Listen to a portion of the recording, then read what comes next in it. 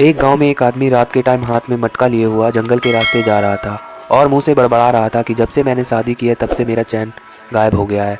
बताओ, रात में कोई पानी मंगवाता है इतने घने जंगल में, फिर उसे पीछे से कोई आवाज़ लगाता है। वो आवाज़ उसकी बीवी की होती है। वो बोलता है, तुम मेरे पीछे पीछे आ रही हो क्या? तब वो बोलती है, हाँ पीछे पीछे आ रही हूँ, अब मुझे पानी नहीं चाहिए, घर वापस आ जाओ। इतना सुनकर वो पीछे जैसे ही मुड़ता है, देखकर फिर वो चौंक जाता है और उसकी मौत हो जाती है। तभी फिर सुबह हो जाती है और उसकी बीवी उसका इंतज़ार कर रही होती है। वो अभी तक नहीं आया होता। तब वो गांव के कुछ लोगों को लेकर ढूंढने के लिए जाती है। तब उससे सरपंच जी बोल रहे होते हैं कि गलती तुम्हारी है, रात में तुम्हें नहीं भेजना चाहिए पानी लेने के लिए, जानती हो ना जंगल वाला रास्ता है। तभी उसमें से एक आदमी को दिखाई देता है पेड़ पर कुछ लटकता हुआ।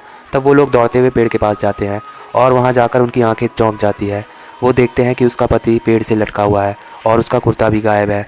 इतना देखकर वो लड़की औरत रोने लगती है और बोलती है, ये सब मेरी गलती है। उसके पति की लाश का पैर भी हिल रहा था और खून उसके शरीर से टप टप गिर रहा था। तभी सरपंच जी अगले दिन गांव के सारे लोगों को बुलाते हैं और बोलते हैं कि इस गांव में डाकनी का साया है, कोई भी रात होते ही बाहर ना निकले, और बाहर कोई अगर किसी काम से निकले भी तो पीछे से कोई आवाज़ लगाए तो पीछे मुड़ के नहीं देखना है। वो डाकनी बस 2 बार आवाज़ लगा सकती है। यही सब बात गांव वाले को समझा देते हैं सरपंच जी और फिर गांव वाले समझ जाते हैं। फिर गांव में होने वाली मौत भी रुक जाती है और फिर वहाँ एक बूढ़ी औरत और उसकी बेटी जो बहुत खूबसूरत थी वो लोग आते हैं गांव में। उसकी बेटी को सारे गांव वाले देख रहे होते हैं। उसकी बेटी बहुत ज़्यादा ही खूबसूरत थी।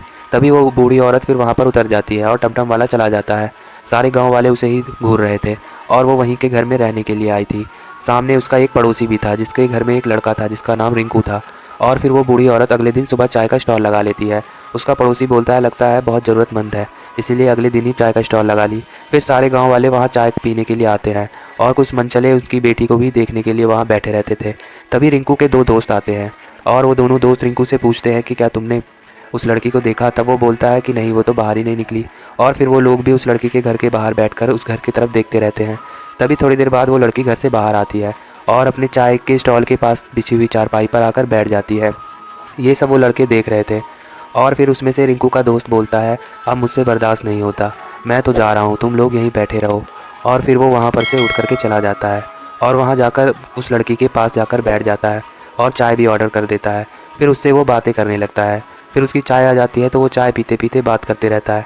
फिर शाम होते ही सारे लोग वहाँ से चले जाते हैं पर रिंकू अपने घर के बाहर चारपाई पर बैठा रहता है। तभी उस लड़की बाहर आती है और वो बोलती है कि हम आपके नए पड़ोसी हैं और आपने हमसे बात ही नहीं की। तब वो बोलता है, नहीं, तुम बाहर नहीं निकली थी, फिर तुम निकली बाहर तो वो जो तुमसे बात कर रहा था वो मेरा दोस्त था।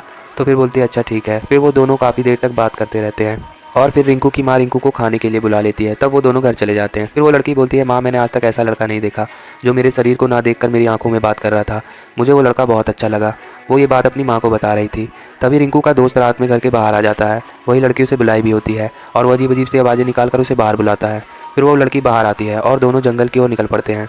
लड़का भी उस लड़की के पीछे पीछे उसके जा रहा होता है। जंगल में दोनों आ जाते हैं। तभी उस लड़के के पैर के नीचे कांटा गड़ जाता है और वो अपना कांटा निकालने के लिए जैसे नीचे की ओर झुकता है, फिर वो अपना कांटा निकालता है। तभी वो देखता है कि वो लड़की गायब हो गई है। वो बोलता है, अभी तो मेरे सामने थी, कहाँ गायब हो गई? फिर पीछे से लड़की को आवाज़ आती है और वो लड़का जैसे ही पीछे मुड़कर देखता है उसकी मौत हो जाती है।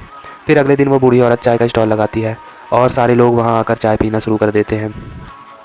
रिंकू भी अपने घर के बाहर चारपाई पर बैठा होता है और फिर उसका दोस्त वहाँ आता है और वो बताता है कि हमारा दोस्त आज जंगल में मरा हुआ पाया गया। उसके भी शरीर पर उसके कपड़े नहीं थे और उसके दिल से खून बाहर निकल रहा था। ये सुनकर रिंकू बहुत उदास हो जाता है और फिर उसका दोस्त चला जाता है वहाँ से। तभी शाम होते ही वो लड़की उसके पास आती है और फिर कुछ बातें करके चली जाती है। फिर रिंकू का दूसरा दोस्त भी उस लड़की के पास जाकर बैठ जाता है और दोनों बातें करने लगते हैं। फिर शाम हो जाती है। फिर वो लोग बात करके चले जाते हैं और फिर वो लड़की रिंकू के पास आती है और रिंकू से बोलती है, आजकल तुम मुझसे बात नहीं कर रहे। तब वो बोलता है, ऐसी बात नहीं है, मेरा एक दोस्त जिसकी लाश आज जंगल में पाई गई है उसके लिए ही मैं उदास हूँ। और फिर वो लोग बातें करके वहाँ से चले जाते हैं। तभी वो लड़की रात में घर से बाहर जा रही होती है और ये वो अपनी खिड़की से रिंकू देख लेता है कि वो रात में बाहर जा रही है, पर वो उसका पीछा नहीं करता। और अगले दिन फिर खबर फैल रही होती है कि रिंकू का तीसरा दोस्त भी मारा गया और ये बात रिंकू भी सुन रहा होता है। तभी वो सोच रहा होता है कि उस लड़की से जो भी बात करता है वो अगले दिन सुबह जंगल में उसकी लाश पाई जाती है। तो वो बोलता है कि मुझे ज़रूर इस बात का पता लगाना पड़ेगा, आखिर क्या माजरा है। तब वो रात में उस लड़की से बात करने जाता है और उस लड़की से बातें करता रहता है, पर वो लड़की उसे कहीं नहीं रात में बुलाती और वो फिर अपने घर के बाहर रात भर बैठा रहता है और वो देखता है कि वो लड़की घर से बाहर निकलकर जंगल की तरफ जा रही है। तभी वो उसका पीछा करने लगता है।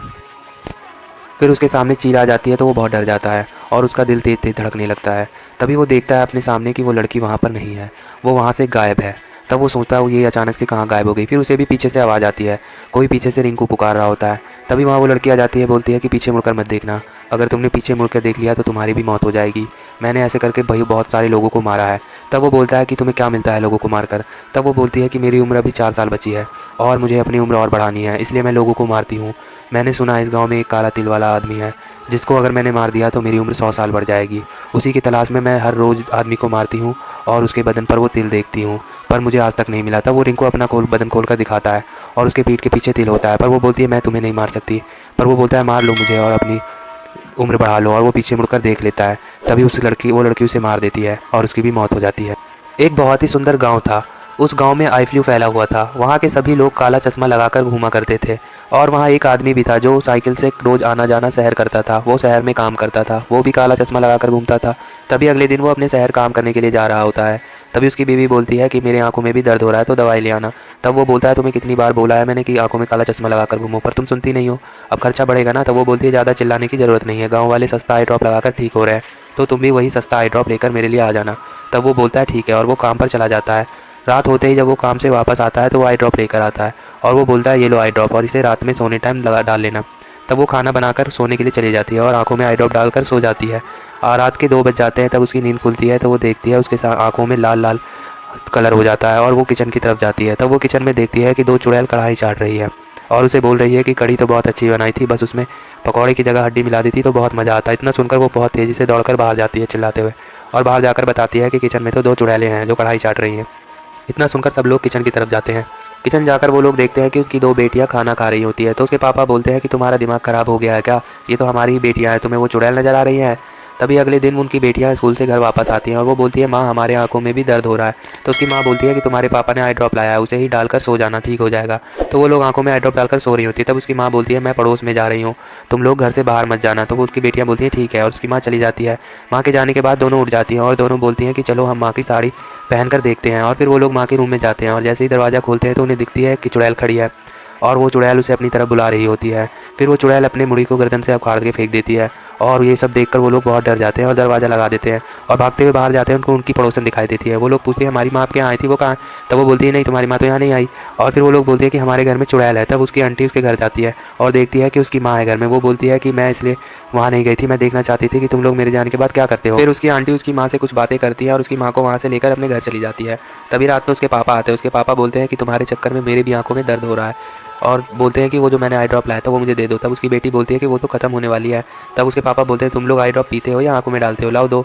और फिर वो आई ड्रॉप आंख में डालकर सो जाते हैं। तभी उसकी नींद खुलती है तो वो देखते हैं कि उसके बगल में 2 चुड़ैलें खड़ी हैं जो उसे देखकर ज़ोर ज़ोर से हंस रही हैं और बोलती हैं चिंता मत करो ठीक हो जाएगा। फिर वो दौड़ते हुए वहाँ से भागता है।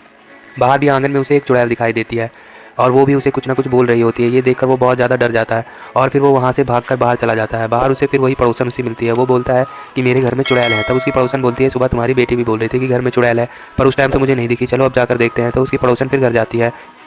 वो लोग घर जाकर देखते हैं तो माँ बेटियाँ खड़ी होती हैं। वो लोग बोल रही होती है कि ये हमें ही चुड़ैल चुड़ैल चिल्लाकर बाहर भाग गए, यहाँ तो हम लोग थे। तभी वो बेटी उनकी बोलती है कि पापा मुझे तो लगता है कि उस ड्रॉप में ही कोई प्रॉब्लम है, क्योंकि जो भी ड्रॉप लगाता है डालता है उसे अगले दिन चुड़ैल दिखाई देती है। तब उसके पापा बोलते हैं ठीक है शिकायत करूँगा।